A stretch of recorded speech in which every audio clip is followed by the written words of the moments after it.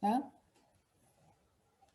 유방암은 이제 뭐 손을 들고 이렇게 만져보고 특히나 뭐 할 때 샤워할 때 만져봐서 촉진이 되는 경우 뭐 좀 이상하게 머물이 있다는데 유방암의 머물은요 딱딱할까요? 물렁물렁할까요? 딱딱해요. 딱딱합니다. 솔방울 같아, 솔방울. 근데 딱딱하고 솔방울 같은 유방암을 침윤성 유관암이라고 그래요. 침윤성 유관암, 그러니까 유관암이라 그래요. 예. 근데 예, 유방암의 정의부터 한번 먼저 얘기합시다. 유방암은 유방 내에서만 머무르는 양성 종양과는 달리 양성 종양은 말랑말랑해요. 만졌을 때. 그러니까 이물감이 느껴지긴 하는데 말랑말랑하고 근데 악성은 이제 양성은 퍼지지 않고 그냥 그대로 가만히 있는 착하죠. 그대로 가만히 있죠. 근데 악성은 밖으로 퍼져서 림프나 뼈 전이로 다발성 골수종으로도 나갈 수가 있어요. 골수종이란 말은 뭐예요? 뼈 안에 있는 물에도 암이 퍼질 수 있다는 말이거든요. 뼈 안에 있는 물까지 암이 퍼졌다 하면 굉장히 심각한 거죠. 근데 다발성 골수종 환자가 낫는 걸 제가 봤다는 거 아니에요. 그래서 유방암도 어떻게 관리하냐에 따라서 예, 재발해서 잘못될 수도 있지만 좋아질 수도 있다는 거. 저는 유방암 환자가 나은 사례를 제일 많이 봤거든요. 오늘 유방암 환자들이 와서 들었으면 굉장히 좋았는데 어쨌든 유방에 있는 많은 종류의 세포 중에서 어떤 것이라도 예, 암이 될 가능성이 있어요. 왜냐하면 유방에는 지방이 가장 많이 몰려있는 것이 유방암과 엉덩이인데 유방이 지방이 가장 많이 몰려있죠, 사실은. 그러다 보니까 치밀 유방, 유방 조직이 치밀한 유방, 암을 찾아내는 게 어려워가지고 치밀 유방 조직을 가진 여성들은 특별히 식생활 그 식이요법 조심하셔야 되거든요. 아까 제가 말씀드렸듯이 친윤성 유관암, 그래서 침투하는 그 유관, 그러니까 유관의 암이 그 기원한 암 같으면 우리나라가 75에서 85% 차지할 정도 되게 많다고 합니다. 그러니까 이제 이 사실은 림프를 통해서 이렇게 갈 때 림프에서 체의 독소가 해독되지 않고 이제 그 중에서 기름 성분 있죠. 기름 성분, 콜레스테롤 성분이 독소를 머금은 콜레스테롤 성분이 예, 콜레스테롤이 여성 호르몬의 원료인데 독소를 머금은 여성 그 콜레스테롤이 나쁜 콜레스테롤이죠. 이 나쁜 콜레스테롤을 원료로 해서 여성 호르몬을 만들 경우에 유방암을 촉진할 수가 있어요. 그래서 이아영님은 얘기 안 했는데 그렇기 때문에 예, 림프에 지방산이 많은 사람들이 림프에서 그것을 다 처리하지 못할 경우에 유방, 특히나 어디에 있는 림프냐면 겨드랑이 쪽에 있는 림프에서 예, 처리를 다 못할 경우에 예, 유방의 암의 원인이 되는 독소가 유방을 많이 갈 수가 있고 LDL 콜레스테롤이 많은 여성분들 그다음에 그 LDL 콜레스테롤이 활성산소를 만나서 산화가 되면 이건 아주 직격탄이라고 보시면 돼요.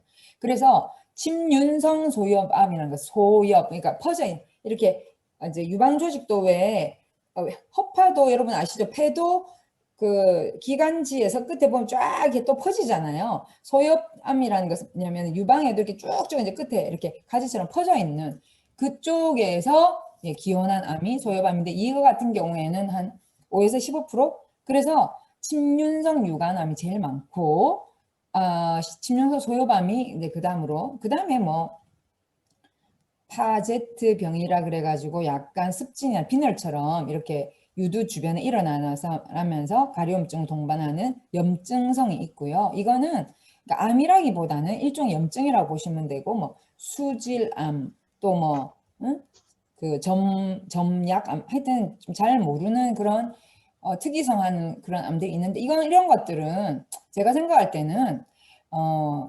하도 지금 현재 현대인들이 이상하게 개발된 음식을 많이 먹다 보니까 암도 이상하게 자기 스스로도 좀 뭐랄까 형태를 바꿔가면서 암으로 나타나는 경우가 많은 것 같아요. 그래서 이상한 음식은 좀 우리가 봤을 때 좀 이상하거나 좀 의심되는 음식은 될 수 있으면 안 먹는 게 좋아요. 예, 자 유방암의 원인을 보시면요. 과거에 유방암 병력이 있거나 이건 재발이죠. 그다음에 가족 유방암 병력이 있는 경우가 언니나 어머니나 이모나 고모나 그래서 가족 중에서 왜냐하면 유전자가 비슷할 경우가 있고 식생활이 비슷할 경우가 있죠. 그래서 가족 유방암 병력이 있는 경우에도 예, 유방암의 원인이 될 수 있고 안젤리나 졸리 같은 경우에는 자궁암에 자기가 병력이 있다 그래가지고 아예 다 드러내버렸잖아요. 그리고 뭐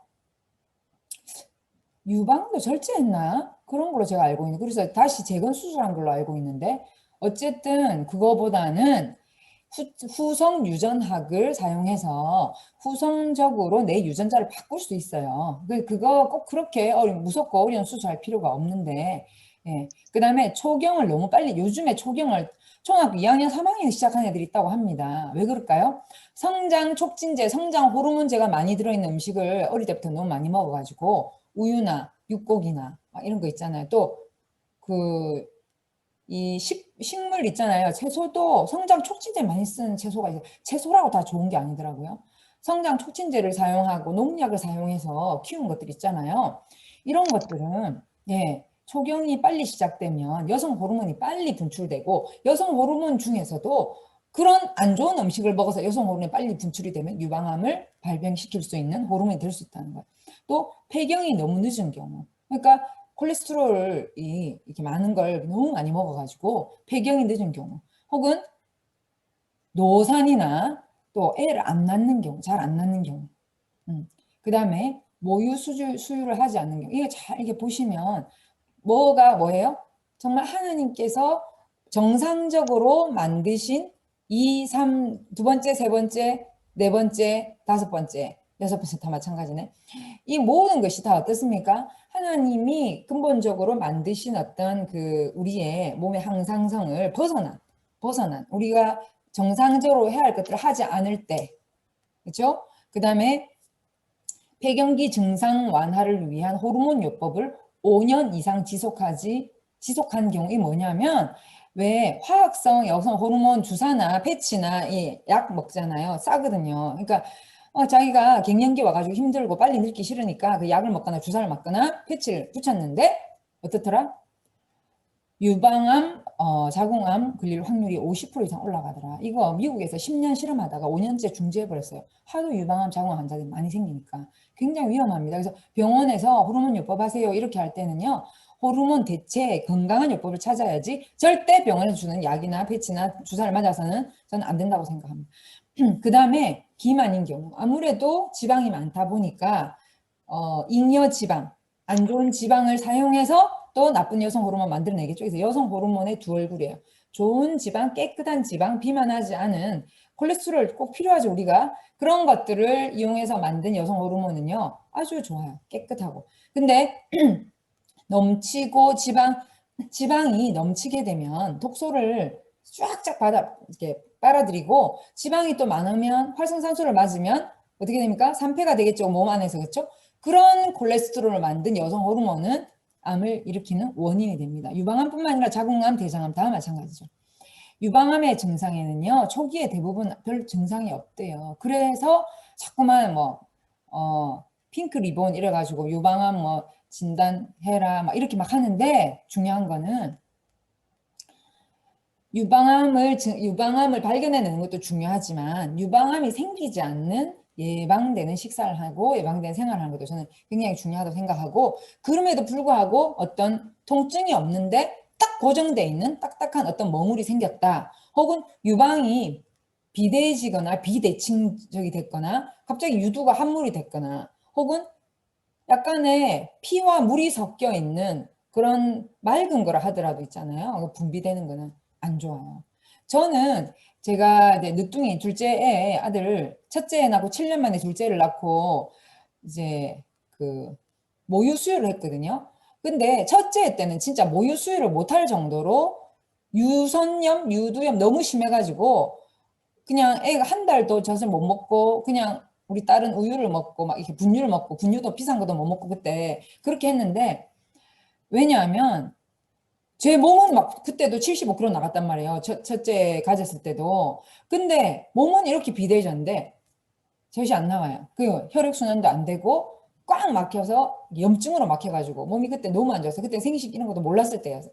근데 7년 후에 이제 제가 난치병도 이겨내고 류마티즘도 이겨내고 생식으로 완전 몸을 바꾸고 난 다음에 1년 먹고 둘째를 가져서 애를 낳았더니 세상에 똑같은 몸이 맞아 할 정도로 얼마나 진짜 그 엄마 젖이 있잖아요.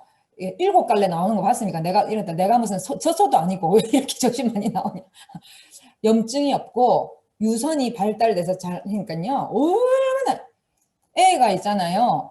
그러니까 막 너무 실하고 토실하고 너무 좋은 거예요. 네. 근데 어떤 게 있었냐면 제가 이제 둘째를 낳고는 내가 저는 이제 그때도 일을 했기 때문에 100일만 원래 6개월이 제일 좋거든요. 원래 엄마 모유 수유가 6개월이 제일 좋고 6개월 지나면은 별로 이렇게 안 줘도 된대요. 근데 6개월 지나서도 엄마가 모유 수유에 의존하여 자꾸만 모유를 먹이고 딴 걸 안 주면 오히려 애가 영양실조 걸린다고 해요. 그래서 나는 이제 보통 6개월인데 제일 진하고 좋은 거는 이제 100일이다. 그래서 100일이 있다. 막 이런 얘기 들어가지고 저는 내가 100일 동안은 애를 이제 먹여야 되겠다 해가지고 100일을 목표로 삼고 먹였는데 100일이 지나가지고 젖을 뗄 생각을 하니까 기가 막힌 거예요. 그래서 이렇게 책을 찾아보니까 젖 때는 약을 먹고 젖을 때면 유방암이 또 원인이 될 수 있다는 거예요. 물론 깨끗하고 좋은 음식을 먹어서 맑게 하면 괜찮지. 근데 사람이 살다가 안 좋은 거 음식 먹고 이렇게 했을 때 그런 약을 먹었던 여성분들이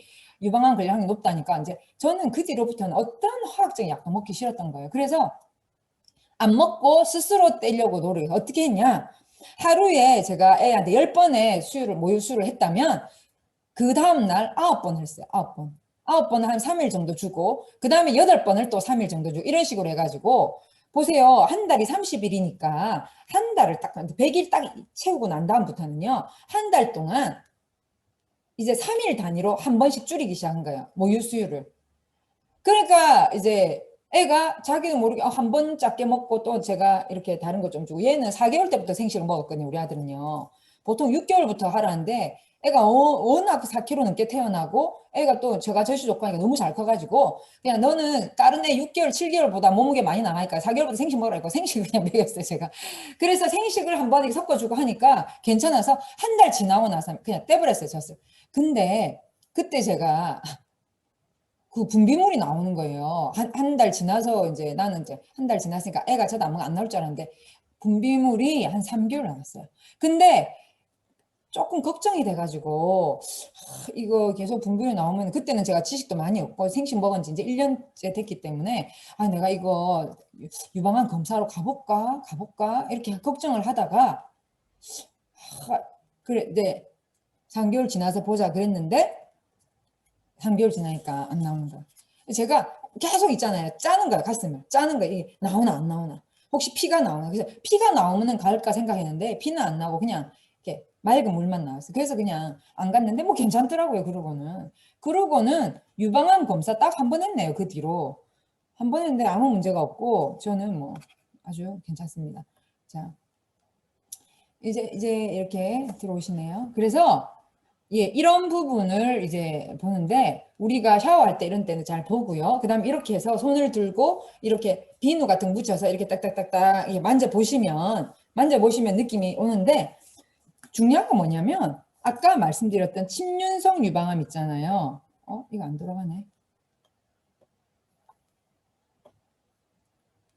잠깐만요. 이거. 침윤성 유방암은 아까 제가 말씀드렸듯이 솔방울 같이 딱딱한 게 만져집니다.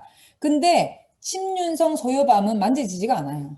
그러니까 우리가 무슨 뜻이냐면은 만져서 촉진해서 발견할 수 있는 암이 75에서 85%, 그 다음에 만져서도 발견 못하는 게 25에서 15에서 25가 만져서 발견을 못해. 그러니까 조기 진단도 중요하고 재발 방지도 중요한데 그 전에 뭐부터 하는 게 더 중요하다? 암 암 재발 방지, 암 발생 방지, 식이요법과 생활요법이 저는 더 중요하다 생각합니다. 자, 그 다음에 유방암의 식생활 수칙을 한번 볼까요? 아, 근데 아까 제가 말씀드린 침윤성 유관암과 침윤성 소여암이 따로따로 있는 게 아니라 요즘에는요 섞여 있는 것도 있다고 하네요. 그래서 그 유방암 그 치유하시는 의사 선생님들이 요즘에 굉장히 좀 힘들어하는 부분인데 왜 그러냐면 우리가 백인백색이잖아요. 얼굴이 100명을 쫙 세워놨다 여성분들.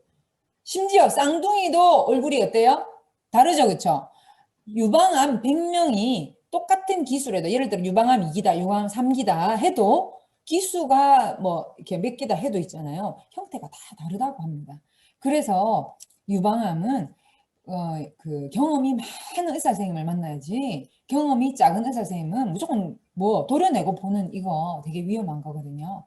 제가 그 책이 있어요. 의사에게 살해당하지 않는 47가지 방법이라는 책이 있는데요. 그 책에 읽어보면은 그 일본 의사가 뭐라고 양심선언을 했냐면 유방암의 90%는 수술하지 않아도 된다 이렇게 얘기했어요.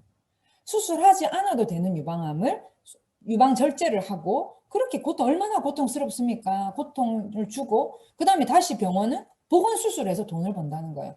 그러니까 절제 수술에서 돈 벌고 보건 수술에서 돈 벌고 참 저는 너무 가슴 아픈 거예요. 여성분들이 그렇게 한다는 게 그게 아니라 정말 양심적이고 진짜 뭐 경험이 많은 의사 선생님들을 통해서 잘 진단받고 그 다음에 웬만하면 절제를 많이 하지 않고 왜냐하면 절제를 하면요 꼭 림프까지 절제를 림프절까지 어디 겨드랑이 림프절 림프절이 우리 몸에 크게 크게 림프절 그러니까 많은 덩어리를 이렇게 가진 림프절이 7개가 있잖아요. 그 외 림프는 몸 전신에 머리끝부터 발까지 다 퍼져 있지 않습니까? 그죠?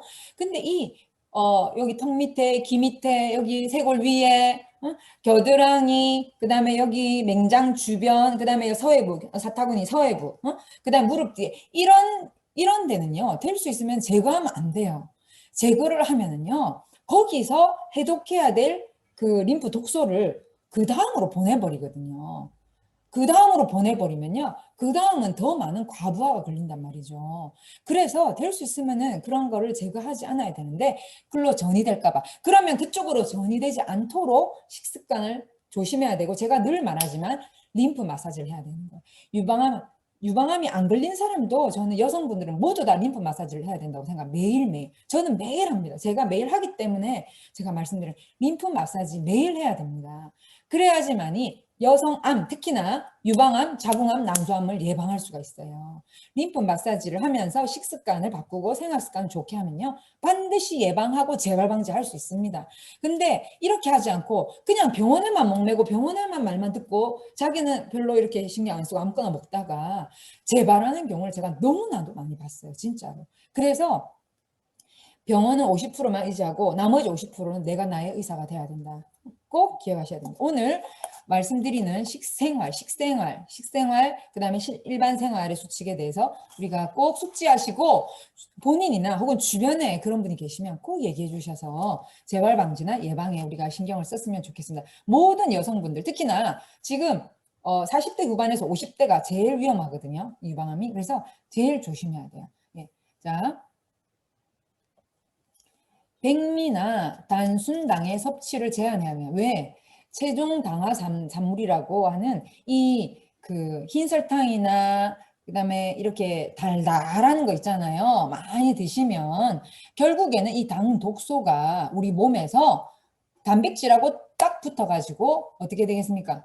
엄청난 독소를 만들어서 이것도 혈관을 괴롭히고 세포를 괴롭히면서 암의 원인이 돼요. 그래서 절대 흰밥, 흰설탕은 먹지 않는 게 좋고 제가 말하잖아요. 만약에 흰밥일 경우에는 식혀서 먹어요. 식혀서 저항성 전분을 만들어서 차라리 먹어라. 제가 말하고 유방암도 그렇지만 어떤 암이든 예방이나 재발 방지에는 정말 50번 이상 저는 뭐 어떤 분은 30번 제가 씹어 먹어보니까 안 되겠던데요. 50번 이상 천천히 꼭꼭 씹어 먹어야 되고 딱딱하거나 좀 많이 씹어야 되는 거는 100번 정도 저는 씹으라고 합니다. 진짜 많이 씹어야 돼요. 왜냐하면 우리가 씹을 때에 입에서 나오는 효소가 침에서 나오는 효소가 모든 암의 원인을 이렇게 많이 없애요. 근데 그래서 그럼 생식도 저는 생식 먹을 때도요. 입에 머물고 있잖아요. 10번. 하나, 둘, 셋, 넷, 다섯, 여섯, 일곱, 여덟, 아홉, 열 하고 침이 나왔나 확인하고 꼴깍 넘기세요. 특히 암을 예방하거나 재발 방지를 하고 싶으신 분들은. 더 좋은 거는 생식을 껄쭉하게 타가지고 거기다가 야채면 야채, 과일이면 과일, 과일 종류면 과일 종류, 야채면 야채 종류 넣어가지고 이렇게 섞어서 그냥 숟가락으로 떠서 꼭꼭 씹어 드시고 따뜻한 물을 조금 더 이렇게 드시면 더 좋아요. 아니면 생식하고 효모밖에 없어. 그러면 생식을 이렇게 먹으면서 효모를 입에 넣고 꼭꼭 씹으면서 같이 드세요. 그렇게 하면요. 생식은 사실은 일반 음식에 비해서는 효소가 많기 때문에 그렇게 많이 씹지 않아도 되지만 그래도 침하고 같이 삼키시기를 저는 추천합니다. 그 다음에 두부나 멸치, 콩, 생선. 근데 재발 방지를 위해서는 흰살 생선이 좋습니다. 재발 방지는 등푸른 생선 같은 게 오메가3가 많지만 붉은 살은 또 이렇게 철분이 많기 때문에 저기를 할 수 있다. 철분이 어느 정도 되면 빈혈을 예방하지만 만약에 넘치게 되면 암을 발생할 원인이 되기 때문에 주로 암 환우들은 재발 방지를 위해서는 흰살 생선이 좋고요. 명태, 조기, 예, 그런 작은 생선 예, 좋고요. 그 다음에 이제 등푸른 생선은 이제 일반인들. 예, 그렇지만 너무 많이 드시지 마시고 비늘 같은 거 드시지 마세요. 비늘, 지느러미는요. 요즘의 생선은 비늘과 지느러미에 중금속이 있을 수 있어요. 특히나 큰 생선 같은 경우에. 그래서 비늘과 지느러미는 다 드시지 마세요. 닭, 고기 드실 때도 껍질 드시지 마세요. 돼지고기도 돼지 껍질 같은 거 팔잖아요. 따로 절대 드시지 마세요. 돼지나 그다음에 닭이나 껍질에 중금속이 요즘에 많습니다. 항생제도 거기에 많이 이렇게 있습니다. 그래서 왜? 피하지방이잖아요. 피하지방. 그다음에 하나님이 이 생선을 만드실 때는 비늘과 그 지느러미를 통해서 독소를 배출하게 만들으셨어요. 그래서 그런 부분 잘 생각하시고요. 육류는 살코기 뭐 이렇게 얘기했는데 저는 식물성 프로틴을 추천합니다. 이건 교과서에 있는 내용이고 뭐 육류, 살코기 위주로 해서 육류도 만약에 드실 때는 살코기 위주로 지방을 제거한 살코기 위주로 드시되 방목한 닭고기나 방목한 오리고기 뭐 이런 게 괜찮지. 왜 흰살 생선이니까. 붉은 살 육류는 저는 추천하지 않습니다. 분명히 말씀드립니다. 붉은 살 육류는 추천하지 않습니다. 흰살 육류를 드시되 수많은 신선한 야채와 함께 드시고 나는 그 프로틴이 난 부족한 것 같아서 고기를 먹어야 됩니다 하시는 분들은요. 식물성 프로틴을 저는 추천합니다. 식물성 프로틴에는 많은 학자들이 처음에는 이렇게 얘기했거든요. 식물성 프로틴에는 필수 아미노산 9가지가 다 안 들어있어서 특히나 메티오닌 같은 경우에 고기에 많이 들어있으니까 식물성 프로틴보다는 육류 프로틴 더 낫지 않나 이렇게 얘기했는데 얼마 전에 하버드대에서 연구 결과를 발표했는데 뭐라고 얘기했냐면 식물성 프로틴으로 동물성 단백질을 대체하니까 수명이 12%, 그러니까 사망률이 15%가 줄어든 거예요. 그 다음에 가공육이죠. 가공육. 가공육이라면 뭐예요? 햄. 그 다음에 또 뭐예요? 그거. 베이컨. 이런 거 있잖아요. 그런 거를 대신해서 식물성 프로틴을 먹었더니 세상의 사망률이 34%나 줄어들었다는 거예요. 그러니까 결국 뭐라는 거예요? 식물성 프로틴을 먹어라. 콩 베이스한 식물성 프로틴을 먹고 거기에서 부족한 약간의 필수 아미노산 있잖아요. 약간 아까 부족하다 그랬잖아요. 그 약간 부족한 필수 아미노산 어디에 다 들어있냐면 효모에 다 들어있어요. 효모에. 그렇기 때문에 식물성 프로틴과 함께 효모를 먹으면 사실 동물성 단백질을 먹지 않아도 동물성 단백질은 필수 아미노산이 있다는 이유로 먹었지만 사실은 이게 소화되는 과정에서 신장을 괴롭히고 독소를 너무 많이 만드는 요산, 암모니아가 이렇게 농축되면 요산이 되잖아요. 너무 많이 만들어서 오히려 몸에 독소가 생겨나니까 암의 전이 원인이 됐단 말이에요. 근데 식물성 프로틴은 전이시키지도 않으면서 프로틴이 또 우리 몸에 프로틴을 제공하면서 우리 이론 플러스의 프로틴은 참 좋은 게 뭐냐면 프로틴의 단점이 뭐냐면 식이섬유가 없어서 변비를 유발하거든요. 근데 우리 이론 플러스의 프로틴에는 뭐까지 들어있어요?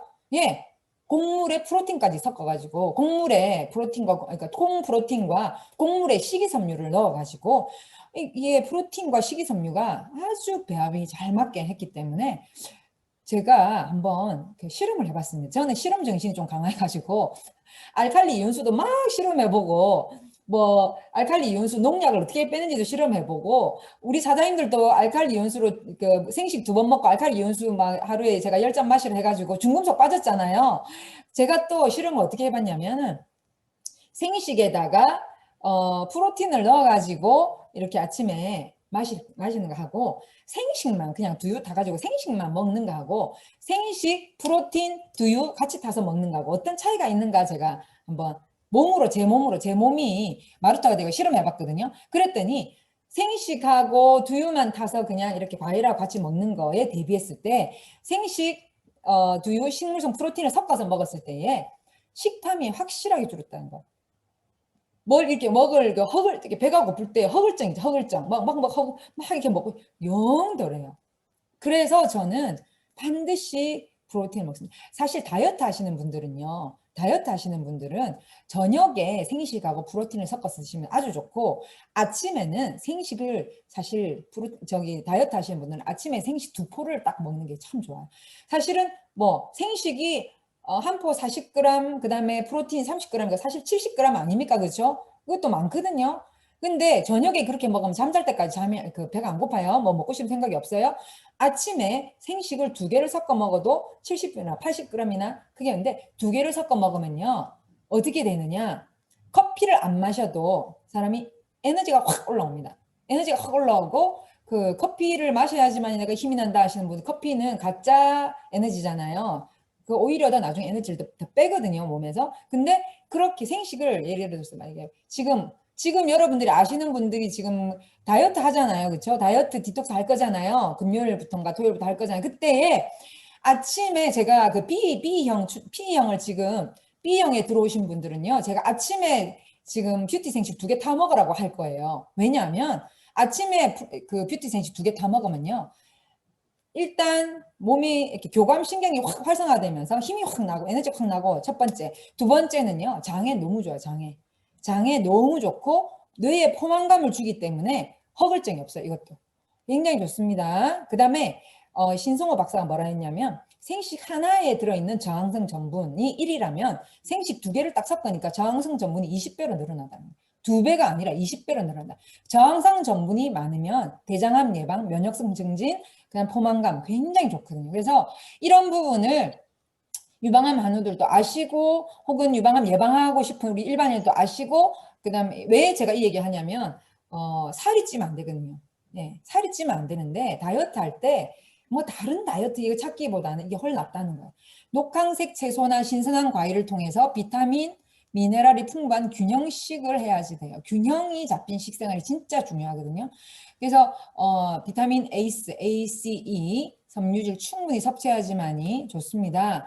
조리 방법은 절대 기름에 튀기거나 굽는 것보다는 특히나 직화 이런 거 정말 안 좋아요. 직화구이 좋아하시죠? 구수하니까 절대 안 좋습니다. 몸에는. 왜? 직화구이 같은 경우에 몸에 수분을 많이 뺏어가고 활성산소를 많이 생기게 해요. 그래서 불에 직접 굽는 거 진짜 좋지 않습니다. 그 다음에 기름에 튀기는 것도 몸에 수분을 엄청나게 뺏어갑니다. 그래서 안 좋고 또 기름이 많으니까 안 좋고 데치거나 찌는 것도 살짝 브로콜리 같은 경우에 제가 1분 30초 넘지 말라고 말씀드렸죠. 그렇죠? 1분 30초 안에 쫙 데쳐내. 소금 탁 넣고 쫙 데쳐내는 거.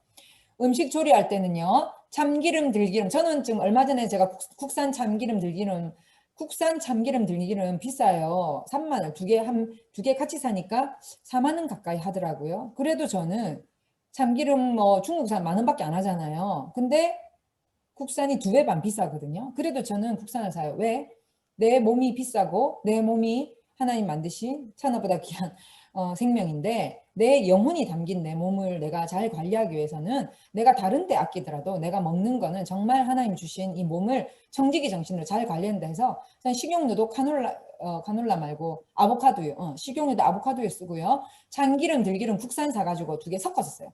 저희 어머니한테도 어머니 이거 2개 섞어서 보관하세요. 그래야지만이 들기름이 산패가 안 됩니다. 그랬더니 어머니가 그렇구나. 그냥 사용할 때도 따로 사용하지 마시고 참기름, 들기름 섞은 걸로 사용하세요. 왜?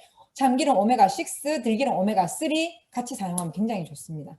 올리브유는 그 볶거나 튀길 때 절대 사용하지 마시고 생으로 엑스트라 버진 뭐 할 때 올리브유하고 소금 같은 거 넣어가지고 샐러드 할 때 소스로 쓸 때 약간 사용하시면 사과 애플 베니거 있죠. 애플 베니거 사과 식초보다 애플 베니거 식초가 되게 좋거든요. 그래서 그런 거 같이 해가지고 섞어서 그 다음에 이제 자연드림에서 파는 올리고당 GMO 아닌 거 있잖아요. GMO 아닌 거. 시중에서 파는 거 다 GMO 옥수수 쓰거든요. 그래서 자연드림에서 파는 거 그런 거 유기농 매장에 파는 올리고당 있어요. 프락토 올리고당 이런 거 딱 넣어가지고 소스 만들면 장에도 좋고 굉장히 좋습니다. 프락토 올리고당 한 스푼, 그 다음에 소금 조금, 그 다음에 또 유기농 간장 조금, 올리브유 넣고 이래가지고 깨소금 약간 이렇게 갈아서 탁 넣어가지고 그거 쫙 이렇게 섞어가지고 있잖아요.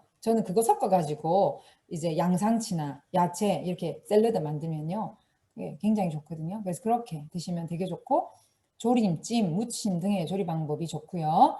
과도한 음주나 특히나 커피, 홍차, 탄산음료는 아예 안 먹는 게 낫습니다. 아예 드시지 마세요. 아예.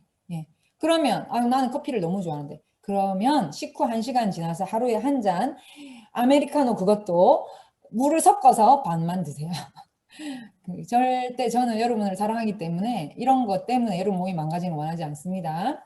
그 다음에 유방암의 식생활 수칙 천연 조미료를 사용하시는 게 좋고요. 절대 합성 조미료 집에 있는 화학 조미료 다 버리세요.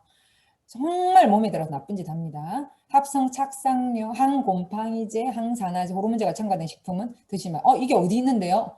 많아요. 쉽게 말해 달걀도 많죠? 여러분 아시죠? 그 다음에 항곰팡이제가 어디에 들어있냐면요. 수입산 밀가루요. 수입산 밀가루에 항곰팡이제 엄청 많이 들어있습니다. 착색료, 뭐 햄, 소세지, 뭐 착색료 많이 들어있죠, 그렇죠? 항산화제, 튀기는 과자나 그거 있죠, 라면, 그 다음에 튀긴 그런 거는요 다 항산화제를 써요. 여기 있어서는 항산화제 어떤 거 쓰시는지 아세요? 그러니까 시기 락스 써요. 시기 락스는 락스인데 이런 데 쓸 수 있는 약한 락스가 있어. 그걸 쓴단 말이죠. 여러분 아무리 약해도 합성이기 때문에 먹고 나면 내 몸에 나쁜 짓 합니다. 그러니까 우리가 이런 거를 꼼꼼하게 주부들이 잘 보고 이렇게 하는 게 좋고요. 유제품은 저지방으로 하되 될 수 있으면 전 우유는 먹지 않기를 정말 우유는 먹지 말고 유기농 발효유 하루에 1개 정도 유기농 발효유 1개 정도 유기농 발효라면 유기농 요거트 같은 거 있잖아요. 그냥 1개 정도 그냥 일반 뭐 부산우유, 서유우유 뭐 이런 우유 있죠. 유기농 아닌 거 절대 드시지 마세요. 절대. 그 다음에 사실 우유는 20살 지나서는 안 먹어도 돼요. 왜? 성장기에 송아지도 소도 우유를 안 먹습니다. 송아지만 먹죠. 사람도 성장하는 아이들이나 먹지 성장이 다 끝난 어른은요 먹어봤자 나중에 독소 돼지 좋을 게 하나도 없어요. 우유 드시지 마세요. 특히 유방암, 자궁암 예방하고 싶은 거나 재발 방지하고 싶은 분들은 우유는 드시지 마십시오. 만약에 이거 먹고 싶다면 발효유, 요거트 유기농으로 된 거 하루에 1개 추천합니다. 하루에 3번 이상 30분 정도 일광욕을 하는데 주 3회 이상 근데 주 3회 이상 1시간 정도는 이렇게 걷기 저희는 만보 하죠. 전 매일 만보를 걷는데 만보도 어느 시간에 걷는 게 제일 좋을까요? 오수미 사장님 만보 걷기가 언제 시기가 제일 좋을까요? 하루 중에 해 있는 시간에 걸으면 좋을 것 같아요. 햇빛 좀 받게. 아니에요. 햇빛을 그러게요. 받는 거는요. 잠시 20-30분만 잠깐 나가시지 만보를 걷는 거는 1시간 20분 정도 걸어야 만보가 될 때는요. 저녁 식사 후 20분가 제일 좋습니다. 저녁 식사 후. 그러니까 오래 걸어야 될 때는 저녁 식후에 나가서 걸으시고요. 그냥 햇빛 잠깐 보고 이렇게 금방 우리 오수미 사장님 말씀하신 것처럼 햇빛 보고 걷는 거는요. 너무 오래는 걷지 마세요. 20분에서 30분 그 안에 끝내세요. 왜? 햇빛을 너무 오래 보고 있는 것도 활성산소가 많이 생겨서 암의 원인이 될 수 있어요. 그러니까 우리나라는 그래도 햇빛이 다른 나라에 비해서 약하기 때문에 캘리포니아, 제가 미국에서 캘리포니아 같은 경우 5분만 있어도 이 정도 효과가 나타납니다. 5분만 있어도. 그러니까 제가 완전히 막 거기서 잡티가 다 생기고 했는데 우리나라는 한 20분 정도면 저는 좋다고 생각해요. 뭐 길면 2, 30분 정도. 자, 유방암에 좋은 생리활성 영양소 첫 번째로는 피크노제놀이라고 하는 프랑스 해안송 껍질, 그러니까 프랑스 해안에서 자라는 소나무 껍질 추출물이 있는데 얘가 굉장히 좋다는 겁니다. 그 다음에 대두, 이소플라본, 그 다음에 백수오, 예, 지금 피크노제놀 같은 경우에 이게 어디에 좋냐면 이게 무릎이나 관절에도 굉장히 좋은 거거든요. 그래서 이런 것들이 어디에 들어있냐면은 청률비 솔에 들어있습니다. 대두 이소플라본 같은 경우에도 청률비 솔에 들어있습니다. 백수호 복합 추출물, 예, 이거는 이제 청률비 100에 들어있는 거죠. 항산화 영양소인 비타민 A, 비타민 C, 비타민 E, 예, 이거 생식에 다 들어있고 따로 또 비타민 A 같은 경우에는 당근이나 호박이나 또 당근하고 사실 있잖아요. 뭐가 좋으냐면은 그 당근하고 토마토 있죠. 이거를 약간 살짝 익혀가지고 있잖아요. 올리브유 싹 바르면 너무 좋아요. 네. 그렇게 해서 소금 약간 뿌려가지고 드시면 굉장히 좋습니다. 비타민 A가 풍부합니다.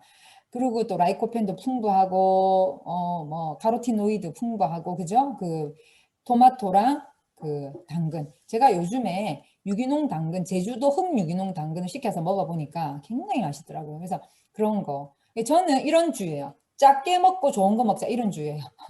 많이 먹고 독소 많은 거 먹어봤자 내 몸에 안 좋고 작게 먹고 비싼 거 작게 먹고 건강하자 이 주예요, 제가. 그리고 비타민 E 같은 경우 우리 오메가3 아주 만 원대에 오메가3면서 비타민 A, E가 또 다 들어있어요. 너무 좋아, 우리 오메가3. 그쵸? 오메가3는요, 여러분들 그 수명을 늘리는데도 굉장히 도움이 되고 그 다음에 눈, 뇌, 치매 방지 이런 데 너무 도움이 되기 때문에 꼭 하루에 오메가3 두 알은 필수로 드시기 바랍니다. 그 다음에 비타민 D는 아까 우리 오 사장님 말씀처럼 햇빛에 나가서 있으면 비타민 D 많이 생기죠? 그죠? 그 다음에 또 뭐 먹으면 비타민 D 생기나요? 우리 이롬 해족 칼슘 먹으면 비타민 D 생기죠? 셀레늄. 예, 암 한우들은 반드시 셀레늄을 드셔야 돼요. 지금 사랑의 클리닉에서 셀레나제라고 하는 주사제도 있는데 우리 음식으로도 자, 유기셀레늄과 무기셀레늄이 있는데 유기셀레늄 거기 있으면 우리는 무기셀레늄 쓰거든요. 그래서 우리는 무기셀레늄을 어디에 있냐면은 휴젠푸드에 들어있는데 이게 뭐냐면 암의 전이를 막아줍니다. 그리고 예, 세포 산화를 막아주기 때문에 항노화에도 굉장히 도움이 되죠. 그 다음에 보라지꽃 종자유, 감마리놀렌산이 풍부한 옛날에 달맞이꽃보다 보라지꽃 종자유가 3배에서 5배가 더 많아요. 감마리놀렌산. 이거 피를 맑게 해주고 유방암, 자궁암 예방에 굉장히 좋은 것입니다. 그 다음에 칼슘이 필요하고 칼슘이 여성 지금 유방암 예방에 굉장히 필요합니다. 그 다음에 식물성 단백질 굉장히 필요하고 그 다음에 필수 아미노산이 9가지 다 들어있는 효모비오틴. 그 다음에 장내 환경이 너무 중요하거든요. 왜냐하면 장내 유산균이 부족하고 대장균이 많아지잖아요. 그 독소가 혈관을 타고 예, 몸 전신으로 돌아다니면서 세포를 괴롭히기 때문에 예, 우리 몸 장내 유산균 많이 예, 만드는 게 되게 중요하고요. 아연, 면역 환경 조성이 굉장히 중요하고 노화 방지하면서 예, 이거 아연은 항노화 굉장히 중요하죠. 청국장 배양 추출물 중요하고 엽산, 그다음에 인돌. 엽산은 초록색 식물에 다 들어있죠. 인돌은 어디에 들어있어요? 양배추. 양배추에 들어있는 인돌 같은 경우에도 굉장히 예, 항암제로 좋고 예, 퀘르세틴 어디에 들어있어요? 양파나 사과 이런 데 들어있는 굉장히 좋은 항암이죠. 항암에 굉장히 좋고 그 다음에 커큐민, 강황, 카알의 성분 이런 들어있죠. 제니스테인, 콩에 들어있는 피를 맑게 하고 여성암을 예방하는 제니스테인 굉장히 좋은 겁니다. 라스베라톨, 포도, 베리류 이런 데 들어있어가지고 이게 라스베라톨이 우리 제품 중에 어디에 많이 들어있냐면은 뷰티 생식하고 산삼 배양근 생식에 베리에 많이 들어있어요. 산삼 배양근 생식에 그 베리가 많이 들어있고 뷰티 생식에도 베리가 많이 들어있거든요. 굉장히 좋은 거예요. 그 다음에 레몬, 밤, 추천 허브 물질이죠. 예, 이게 굉장히 기분을 좋게 만들어주고 예, 피를 맑게 해주고 알칼리 이온수 이런 것들이 굉장히 좋고요. 라스베라톨 같은 아까 제가 말씀드렸듯이 뷰티 생식이나 산삼 생식에 많이 들어있는 베리류 있잖아요. 이거는요.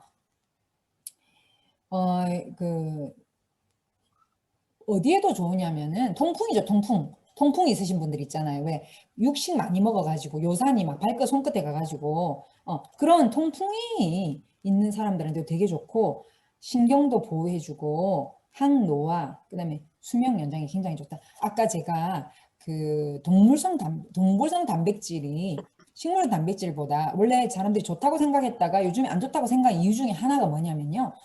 또 하나 더 있어요. 뭐 아까 제가 암모니아 많이 만들어낸다는 그랬는데 또 하나가 동물성 단백질에 메티오닌 있잖아요. 메티오닌 너무 이게 많거든요. 근데 이 메티오닌은요. 그 여러분들 양자 분석해 보면 메티오닌 수치가 높은 사람이 있잖아요. 메티오닌은요. 그 생명 그러니까 수명에 관여하는 유전자를 해쳐요. 수명에 관여하는 그러니까 장수 유전자를 해칩니다. 그렇기 때문에 육류 단백질을 많이 드시는 분들이 수명이 짧을 수밖에 없어요. 제가 어저께 예, 우리 아영자매님, 예, 아버님 그 장례식장에 갔다 왔는데 아버님 너무 좋으시고 잘 사셨는데 하나 단점이 이제 육류를 좋아하셨다는 거. 너무 안타까운 거죠. 예. 젊었을 때부터 정말 우리가 왜 어릴 때부터 생식을 먹여야 되냐 하면요. 생식을 계속 먹는 사람들은 저도 그렇고 제가 옛날에 육식을 너무 좋아해가지고 제가 몸이 진짜 안 좋았거든요. 근데 생식을 이제 제 류마티즘도 있고 아기도 잘못됐으니까 어쩔 수 없이 생식을 억지로도 막 먹었더니 어느 날 보니까 아이고 고기가 먹기 싫어지는 거예요. 뭐 어떻게 된 거예요? 체질이 바뀐 거예요. 그래서 처음에 체질을 바꿀 때는요. 좀 어떻게 해야 됩니까? 노력이 필요해요.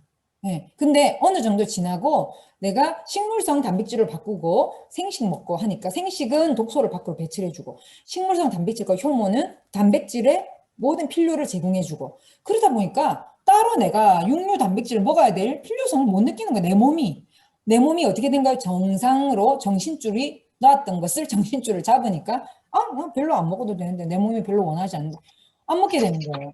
저는 지금도 있잖아요. 내가 예전에 고기 뷔페 가가지고 고기를 어마어마하게 많이 먹었던 사람입니다, 제가. 그러니까 몸무게가 90kg 넘게 나가지. 근데 정말 저 세 사람 됐잖아요. 고기 뭐 그런 뭐 이렇게 먹으면요. 딱 제가 아니, 네, 무거운 거 들지 마. 들지 마, 들지 마. 나도 그냥. 화장실 먼저 갈게. 김문숙 사모님 안녕하세요. 네, 안녕하세요. 지금 비디오 끄고 듣고 있었어요. 남편이랑 있어서. 네, 그러시구나. 죄송합니다. 네, 괜찮아. 음소거만 눌러주시면 감사하겠습니다. 네, 네. 네. 그래서, 예, 비디오는 괜찮아요. 켜놓으셔도요. 그래서, 그, 육류 단백질을, 예, 꼭 안 먹어도 된다는 거. 저는 정말 강조하고 싶습니다. 그 다음에, 많은 사람들이 콩의 이소플라본이 뭐 두유가 뭐 애들의 성장 호르몬을 자극해가지고 뭐 성숙을 아닙니다. 이거 잘못된 연구라고 이게 밝혀졌어요. 콩은 오히려 유방암을 예방하고 콩은 오히려 좋은 단백질을 이렇게 하면서 하나님이 이 콩을 우리한테 밭에 소고기를 줬다 했는데 밭에 소고기처럼 우리한테 좋은 단백질을 공급하시기 위해서 처음에 씨 가진 열무, 채소 먹일 때 콩을 주셨는데 이 콩이 그 뒤에 노화 방주 이후에 잡아먹었잖아요. 먹을 게 없으니까 그때하고 여러분 수명을 비교해 보세요. 언제가 더 오래 살았어요?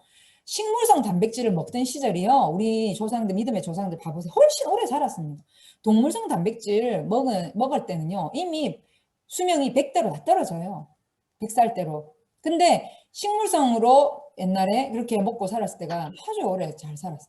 그러니까 그러면서 어떻게 하루아침에 수명이 딱 떨어진 게 아니라 유전자가 있으니까 서서히 조금씩 900살에서 969살에서 점점 조금씩 떨어져 나중에 노화 500대 그다음에 뭡니까 조금 하다가 나중에 확 줄어들어서 100 몇 대로 딱 떨어져 버리잖아요.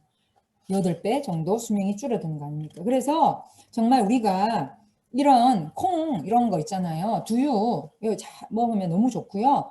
이게 피부 노화 방지에도 너무 좋고 이 콩 단백질은 그러니까 우리 프로테인이 참 좋은 거예요, 진짜. 예, 그다음에 신생혈관을 억제하기 때문에 암 예방에도 좋고 그다음에 염증성 신장병을 방지합니다. 콩이. 염증성 신장병, 사구체 신염, 그다음에 그 얼마 전에 우리 안소영 사장님도 신장에 염증 있었지 않습니까? 그죠? 콩 많이 드시라고 하세요. 이게 굉장히 좋습니다. 예. 그다음에 신선한 유방암에 좋은 생리활성 영양소는 신선한 과일과 채소에 함유되어 있는 비타민 C, 천년의 비타민 C가 좋다는 거죠. 합성 비타민 C, 절대 아니고 천년 비타민 C가 항산화 작용뿐만 아니라 방사선 치료 시의 부작용을 낮춰주고 미국 펜실베니아 주립대학의 의과대 연구에 하면 비타민 C는 특히나 비만이면서 폐경 후에 살이 찌지 않습니까? 나이살 그죠? 비만이면서 뭐한 사람? 유방암이 올 수 있는 사람에게 굉장히 효과적이다라고 발표를 했습니다. 미국의 펜실베니아 주립대학에서. 그 다음에 체내로 흡수된 비타민 D는 혈액을 통해서 전신으로 순환해서 정상세포가 암세포로 변하는 것을 막아줍니다. 그렇기 때문에 햇볕이나 천년의 음식 비타민을 통해서 비타민 D를 섭취하는 게 좋습니다. 약물 가지고 비타민 섭취하지 말고 햇볕을 보거나 2, 30분, 그 다음에 천년 음식을 통해서. 우리는 어디에 많이 들어있냐면은 해조칼슘에 해조칼슘 두포가 하루 90% 들어있어요. 하루 권장량 90%. 근데 저는 지금 요즘에 칼슘을 일부러 제가 아침에 식후에 2개, 저녁 식후에 2개 먹어보거든요. 일부러 2배로. 왜? 제가 만보 걸어보고 만보를 매일 걷고 12,000보 막 이렇게 많이 걷고 있잖아요. 활동량이 많고 근육 운동 막 하니까 제 몸에서 칼슘 더 넣어줘 라는 느낌을 받아가지고 제가 칼슘을 좀 더 먹어보는데 그렇게 되면은 하루 섭취량의 180%가 들어갑니다. 그리고 저는 또 해가 좀 지기 전에 나가서 이제 저녁 식후에 걸으니까 또 비타민 D가 좀 생기겠죠. 많이는 안 생겨요. 우리나라는 비타민 D가 많이 안 생겨요. 그래서 그게 생기겠죠. 그런데 그 다음에 이제 표고버섯 같은 거 있잖아요. 비타민 D 많거든요. 그래서 그런 걸 통해서 이제 먹게 되면 하루 권장량의 한 200% 정도 먹는 거 비타민 D는 좋아요. 예. 그 다음에 오메가3의 주요 성분이 EPA, DHA가 암세포를 억제해주기 때문에 유방암 예방하기가 되게 좋고요. 비타민 E는 많은 연구 중에서 신경과민, 우울증, 단 것에 대한 갈망, 유방통, 호르몬 변화에 대한 여러 가지 증상을 감소시키는 것으로 보고되고 있기 때문에 비타민 E를 많이 먹는 것이 좋죠. 그래서 너무 많이 먹는 거 말고 적당하게. 그러니까 이제 식물성 기름, 아까 들기름, 참기름, 견과류도 그 호두나 아몬드 좋은데 아몬드가 하루에 한 23알 정도가 좋다 그래요. 20알에서 23알 정도. 그러니까 아몬드는 견과류는 너무 많이 먹어버리면 또 비만이 와요. 그래서 어느 정도까지. 그래서 23알을 넘지 마라. 그런 말이 있습니다. 녹황색 채소, 그 다음에 콩류, 그 다음에 우리 오메가3, 비타민 A 이런 거 도움이 굉장히 되겠습니다. 도정하지 않은 곡식과 효모 비타민. 여러분, 도정하지 않은 곡식을 먹을 때 주의점이 하나 있죠? 그게 뭐예요? 꼭 100번씩 씹어 먹어라. 도정하지 않은 곡식은요 너무 좋아. 비타민 B도 많고 단백질도 있고 지방도 있고 너무 좋은데 그 다음에 저항성 전분도 있고 그렇게 너무 좋은데 뭐가 안 좋으냐? 흡수가 안 돼. 그래서 아무리 좋은 것도 흡수하는데 무슨 소용이 있어요? 입안에서 100번 정도 씹어서 넘기면 흡수가 너무 잘 됩니다. 그렇기 때문에 도정하지 않은 곡류와 효모의 비타민 B군, 특히나 효모는 공복에 먹었을 때 파킨슨씨 병 예방에 굉장히 좋아요. 파킨슨씨 병 어떤 병입니까? 되뇌 도파민 분비에 문제가 생겨서 몸이 서서히 굳어가서 돌아가시는 병인데 이 파킨슨씨 병을 예방할 때에 이 효모와 도정하지 않은 곡식의 비타민 B군이 굉장한 도움이 됩니다. 신경계에 굉장히 도움이 돼요. 그래서 공복에 그 생식과 같이 비타민 이거 효모 씹어 먹는 거하고 공복에 내가 생각날 때마다 효모 이렇게 씹어 먹는 거 있죠? 너무 좋아요. 굉장히 좋아요. 그 다음에 정상적인 세포의 성장, 손상 세포의 재생을 또 도와주고요. 비타민 B6는 효모에 많이 들어있죠. 수분을 보유하거나 감정의 현저한 변화가 있거나 신경계가, 그러니까 수분을 보유한다는 게 뭐냐면 수분이 안 좋은 수분은 나가야 되잖아요. 근데 안 좋은 수분을 이렇게 갖고 이렇게 있어서 부석부석 붓는 거, 그다음에 감정이 확 조속 변동되는 거, 신경이 예민한 거, 유방에 통증이 있는 거, 더부룩하고 머리가 아프고 피로 등의 증상을 조절하는데 굉장한 도움이 되는 것으로 알려진 게 비타민 B6. 그럼 효모 비오틴의 비타민 B7이죠. 효모 비오틴이 비타민 B7이거든요. 비타민 B7은요 어디에 좋으냐? 피부, 머리카락 이렇게 그 너무 좋아요. 머릿결, 피부, 장기의 점막 이런 거 있잖아요. 튼튼하게 줘요. 그래서 여러분 효모는요 정말 통풍이 있거나 신장이 안 좋으신 분들은 하루에 24개까지 제한하지만 신장이 나쁘지 않고 통풍이 없으신 분들은요 하루에 4, 50개 드셔도 아무 상관없을 정도로 좋은 게 효모입니다.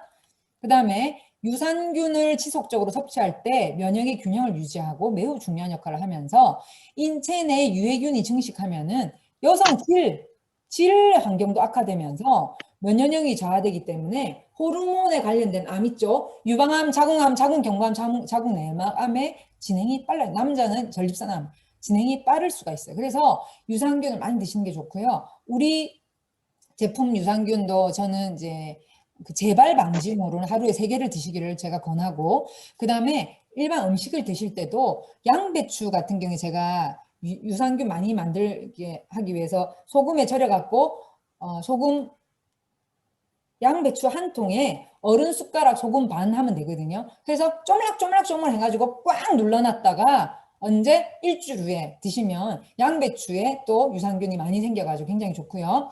여기 나오네 인돌, 십자군과 채소, 십자학과 채소인데 양배추, 케일, 유방암에 대해서 굉장히 좋고 이거 다 어디에 들어있어요? 생식에 또 다 들어있습니다. 근데 실제 내가 식습관에서도 이런 거를 해서 먹으면 되게 좋습니다. 그래서 케일 대 같은 거 너무 딱딱하면 살짝 양배추도 살짝 이렇게 그 브로콜리 같은 경우에도 살짝 뭐 해서 1시간 아니 1분 30초 약간 이렇게 데쳐서 드시면 되고, 제니스테인 콩 안에 들어있는 건데 여성 호르몬에 민감한 암 조직의 분열을 억제합니다.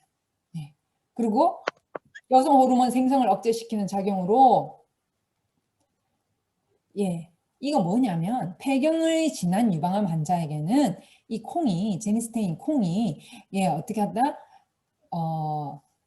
그 호르몬 억제제를 타목시펜 이런 거 호르몬 억제제를 먹게 하잖아요.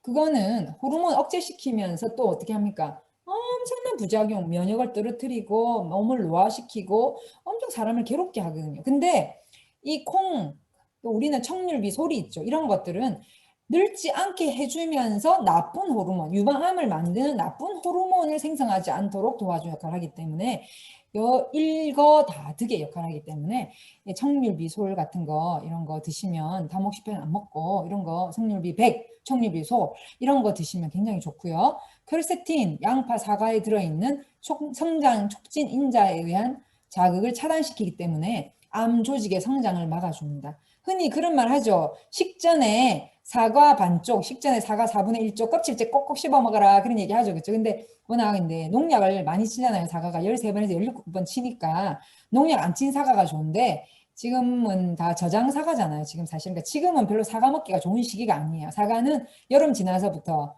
초가을부터 나오잖아요. 그러니까 이제 사과 나올 때는 딱 갓 신선한 사과 바로 이게 배가 크신 분은 반쪽, 배가 작으신 분은 4분의 1쪽 먼저 꼭꼭 껍질째 씹어 먹고 식사를 하면 너무 좋아요. 그 암 예방에도 좋고 다이어트에도 좋고 노화 방지에도 좋고 안 좋은 게 없어요. 너무 좋은데 지금은 양파를 많이 드세요. 양파를 약간 이렇게 초절임해서 드신다든지 양파를 이렇게 물에 담갔다가 약간 매운기 빼고 드신다든지 해서 양파를 드시면 양파가 인슐린의 이렇게 상승도 막아주고 그 이눌린이 풍부해서 다이어트도 좋으면서 굉장히 몸에도 좋습니다. 라이코펜 같은 경우에 토마토에 많이 있고 얘가 당근에 카로티노이드와 함께 연합하면 유방암의 활동을 굉장히 억제해 주기 때문에 암분열 관련 효소의 양을 감소시키기 때문에 토마토와 당근의 콜라보 굉장히 좋습니다. 아까 말씀드렸죠. 라스베라톨, 포도나 딸기에 들어있는 거. 그 다음에 마늘, 양파에 들어있는 유기황 계열, 유방암 조직의 사기 사멸을 유도하기 때문에 셀 아포시스 그러죠. 그러니까 자기 사멸, 유방 암 세포 사멸을 이제 도와주고, 예를 들어서 우리 면역제인 그 이뮨푸드 X에 들어있는 후코이단 같은 경우에 어디에서 한 거예요? 해조류에서 추출한 끈적이죠, 끈적이. 그죠? 특히 어디에 많으냐면 후코이단이 마늘기에 미역기에 많아요. 미역기. 저는 그 미역기를 한동안 제가 간식으로 들고 다니면서 막 중간에 먹었거든요. 근데 미역기가 굉장히 좋거든요. 그래서 너무 짜지 않은 미역기 있잖아요. 그런 거 어디서 여기 구할 수 있으시면 미역기도 드세요. 너무 좋습니다. 그 다음에 감마리놀렌산, 우리 청률비 솔에 들어있는 보라지꽃 추출물이죠. 감마리놀렌산은 원활한 혈액순환을 도와주기 때문에 굉장히 심신 안정시키고 수분 균형 조절에 도움이 됩니다. 그래서 붓기를 빼줍니다. 왜 붓기가 살된다 그런 말 있잖아요. 그러니까 수분이 저류해서 혈액순환이 잘 안 돼. 혈액의 70%가 수분이에요. 그러니까 혈액순환이 잘 안 돼가지고 이렇게 부어있는 그런 것들을 빼주는데 굉장히 도움이 되고요. 칼슘 부족은 뼈 송실을 방지하는 것을 막아주는데, 또 칼슘은 굉장히 중요한 게 뭐냐면 신경계에도 굉장히 좋고 불면증에도 해소가 되고 머리가 아프거나 우울증을 방지하는 데 굉장히 도움이 돼서 칼슘의 짝지는 비타민C죠. 그렇죠? 그래서 칼슘과 비타민C를요, 식후에 딱 드시면 이런 것들 예방에 너무나도 좋습니다. 칼슘, 비타민C 같이 드세요. 스트레스가 많을 때에는 면역력이 저하되고 암의 진행 속도가 빨라지기 때문에 항상 감사합니다. 입에 달고 사요. 감사합니다. 입에 달고 사는데, 이제 그 허브 물질로는 레몬밤 추출물이나, 그 다음에 그 세인트 존스 워터 추출물 있잖아요. 그런 거나 카모마일. 여러분 가면 카모마일이나 혹은 그런 저는 민트티를 되게 좋아하는데 식후에 저는 민트티를 마시거든요. 그래서 식후에 카모마일이나 민트티 이런 거 마시면서 스트레스 완화에 먹는 티로는 도움이 되는데, 커피 이런 거 마시면 더 스트레스 받습니다. 사람이 예민해지고 이렇게 신경질이 바짝바짝 잘 나고 이렇게 되니까 어쨌든 허브티를 많이 드시고요. 신진대사의 향상성에 도움을 되는 알칼리 이온수를 매일 8개 이상 섭취하고, 오늘 제가 아주 중요한 그 팁을 하나 알려드리면, 뱃살을 찌지 않게 하는 방법 중에 하나가 식전 30분에 알칼리 이온수, 미지근한 알칼리 이온수 500ml를 30분 전에 드시고, 아침에는 하게 우리가 3잔 먹으니까 아침에 한 700ml 먹지 않습니까? 그죠? 아침에는 생식 먹기 한 2, 30분 전에 음량수, 뜨거운 물, 차가운 물 섞어서 우리가 좀 마시죠. 근데 점심하고 저녁 전에도 식전 30분 전에 500ml 정도의 음량수를 드셔보세요. 뱃살이 빠지고 안 찐다고 합니다.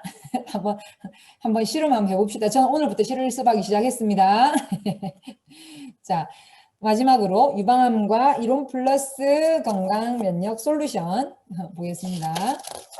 황성주 박사님의 칵테일 면역요법. 황성주 박사님 생활습관 첫 번째, 척추가 똑바른 사람이 치료도 빠르고 암 예방에도 굉장히 좋기 때문에 척추 스피네치 운동, 몸사람 운동법을 통해서 꼭 하시고, 걷기, 만보까지 처음에 그럴라에 다리 아프다 하시는 분들은요, 6,000보부터 시작해보세요. 6,000보부터 하루에 걷기 시작해서 핸드폰에 그 앱 깔아가지고, 혹은 뭐 요즘에 시계도 차고 다니시고 하니까, 그래서 6,000보부터 저도 6,000보부터 시작했는데, 요즘에 6,000보 가지고는요, 간의 기별도 안 가요. 이제는 만 이상 걸어야, 만보도 작고, 이제 만 한 1, 2,000보 걸으면 만족이 돼요. 이제 좀 운동 좀 했네라는 생각. 그러니까 운동이라는 것은 하면 할수록 몸이 더 어떻게 된다? 제가 어저께 저녁에 운동장에 나가서 인터벌 운동했거든요. 인터벌 운동이 뭐냐면 세게 뛰었다가 걸었다가 세게 뛰었다가 걸었다가 해봤는데, 제가 달리기를 그렇게 잘하는 줄 어제 알았습니다. 제가 달리기를 원래 옛날에 21초 막 이랬거든요. 몸 안 좋을 때. 근데 달리기 엄청 잘 되던데요. 그래서 내가 체력이 많이 좋아졌구나 느꼈고요. 그 다음에 두 번째는요, 황성주 박사님 책과 캔스프리를 매달 나오는 걸 꼭꼭 읽으시고, 캔스프리 암이 없는 세상 아닙니까? 그래서 꼭꼭 읽으시고, 그 다음에 그 읽은 것을 좀 서로 주변 분들과 서로 나누는 거 참 좋다고 생각하고요. 음악은 우리의 영과 혼과 몸을 치유하는 데 있어서 굉장히 좋은 도구로 하나님 주셨습니다. 근데 스트레스 받거나 신세 한탄하는 음악 그런 거 말고 찬양을 많이 들으시면 되게 좋고요. 그 다음에 찬양 자체가 치유예요, 아주. 그리고 말씀을 읽고 듣고 읽게 난 눈이 아파서 그러면 들으세요. 그 다음에 하루에 하나씩 말씀을 암송하세요. 그 다음에 바이블 타임을 서로 이렇게 나누거나 암송한 말씀을 나누고 내가 깨달은 말씀을 나눌 때에 엄청나게 몸에서 어떻게 된다고요? 엔돌핀 플러스 다이돌핀. 엔돌핀은 우리 몸을 행복하게 만들고 면역을 올리는 호르몬 아닙니까? 근데 다이돌핀은 뭐냐면 감동을 받았을 때 나오는 호르몬인데 엔돌핀에 비해서 1000배에서 5000배 효과가 있다고 합니다. 그러니까 감동은 어때요? 내가 생각하지 못했던 걸 저분은 딱 말씀을 통해서 나눴네 때 저는요 다른 분이 나눌 때 말씀 나눌 때 제가 굉장히 감동받는 때가 많거든요. 아 나는 이렇게 느꼈는데 또 어떤 분이 이 감사 제목에다가 딱 쓴 거 보면은 내가 느끼지 않은 다른 분이 느낀 거 보면 제가 굉장히 감동을 받아요. 감동을 받을 때에 다이돌핀이 엄청나게 나옵니다. 그러면 어떻게 돼요? 며칠은 젊어져요. 몇 달은 젊어져요. 왜요? 그런 행복 호르몬이 우리 몸에 나올 때에 면역성 올라가죠. 네? 그 다음에 젊어지죠. 항산화되죠. 네. 암 예방에도 좋고 재발 방지에도 좋고. 그래서 저는 같이 책을 읽고 나누고 혹은 캔스프리 같은 경우에는요. 암환우들이나 주변 분들하고 같이 앉아서 같이 떼독서 같이 어떤 한 부분 몇 장만 굉장히 중요한 부분, 황 박사님 글이나 혹은 중요한 그런 암에 대한 글 이런 걸요 돌아가면서 읽는 거 굉장히 추천합니다. 진짜. 그래서 하고 그 다음에 나누고 그 다음에 말씀 본 것도 서로 나누고. 여러분 하루에 그렇게 단 10분에서 20분이라도 그 나눔이 있는 거 얼마나 좋아요. 우리를 행복하게 합니다. 그래서 우리는 혼자서 살 수 없고 같이 더불어서 사는 것이죠. 예.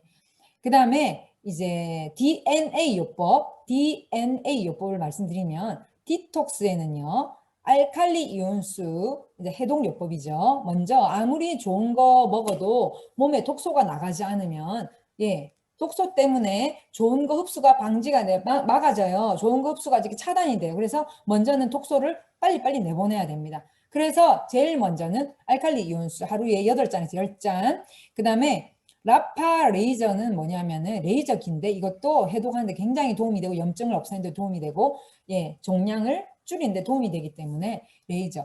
혹시 그 모르시는 분들은 주변에 있으신 이로미안들한테 그 뭔데 하고 물어보시면 잘 설명해 드릴 거고요. 저한테 좋은 자료가 있으니 부탁하시면 드리도록 하겠습니다.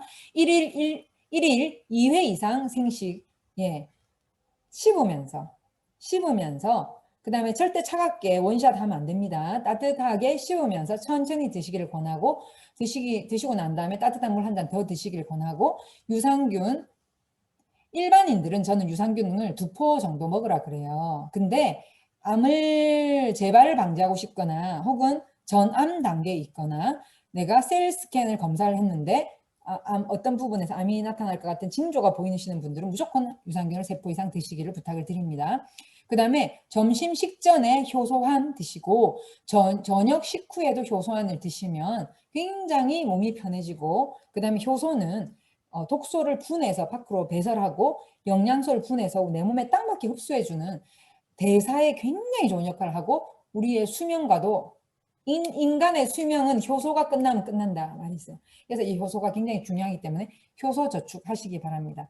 50살, 60살 되기 전까지 우리가 효소가 많이 나가는 생활 습관을 가지고 있었습니다. 육식, 그 다음에 병원에 가서 뭐 치료받거나 병원 약을 먹거나 햇빛을 많이 보거나 활성산소가 많거나 스트레스 받거나 어떤 약을 먹거나 전부 다 효소가 다 없어져요. 그 다음에 뭐 쉽게 말해서 밥을 많이 먹어도 그러니까 과식을 해도 효소가 엄청나게 없어지거든요.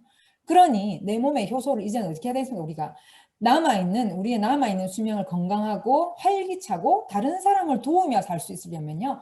효소를 충분하게 많이 드시는 게 좋고 효소 세이브하라. 효소는 일평생 내 몸에서 나오는 게 정해져 있기 때문에 효소를 세이브하려면 효소를 평소에 생식, 그다음 효소만 많이 드시는 게 좋고요. 휴젠푸드로 재발 방지, 산화 방지하는 게 중요합니다. 아까 다 말씀드렸습니다. 칼슘, 유기농 천연 해조 칼슘 99.99% 흡수되는 칼슘, 일반 칼슘 10%밖에 흡수 안 됩니다. 우리 칼슘, 그다음 비타민 D가 또 안에 들어있고 아연도 들어있고요. 효모, 비타민 B군 필수 아미노산, 미량인 미네랄이 섞여 있는 천연 영양소, 천연 비타민 C, 착한 비타민 C, 오메가3. 자, 그 다음에 생리 활성화는 면역 활성화주는 이뮨푸드 X, 전신의 면역세포를 활성화시키고 암과의 전쟁을 통해서 암세포와의 전쟁을 통해서 암세포를 죽여버리는 이뮨푸드 X. 재발 방지에 굉장히 중요하고 그다음에 예방에도 굉장히 중요한데 재발 방지할 때는 예방보다는 좀 더 많이 드셔야 됩니다. 하루에 3번 이상 드셔야 되고요. 예방을 위해서는 하루에 2포, 아주 건강하신 분은 하루에 1포. 활력 비책 같은 경우에는요.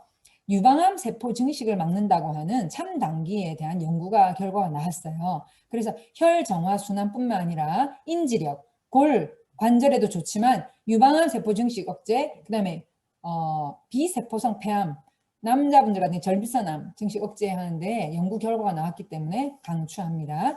그다음에 혈관이 걱정이 되고 항암 치료를 받게 되면 혈관 안에 혈전이 많이 생겨 있고요. 그 다음에 타모xifen 여성 호르몬 억제제를 하신 분들은 혈전이 많이 생겨요. 여성 호르몬이 혈전을 많이 없애는데 여성 호르몬 억제하신 분들은 혈전이 많이 생기기 때문에 혈전을 녹여주는 프리맥도 추천합니다. 예. 그래서 이런 것들이 유방암의 식이요법으로 들어갑니다. 혹시라도 강의 끝나고 난 다음에 저한테 개인적으로라도 물어보고 싶은 거 있으면 물어보셔도 되겠습니다. 자, 오늘은 이까지 유방암 환자의 식이요법, 그 예방, 그 다음에 재발 방지에 대한 강의였습니다. 오늘 열심히 들으셔서 감사드리고 우리 모두 건강하고 또 다른 사람의 건강까지도 우리가 책임져주는 멋진 이로미안 되시기를 축복합니다. 감사합니다.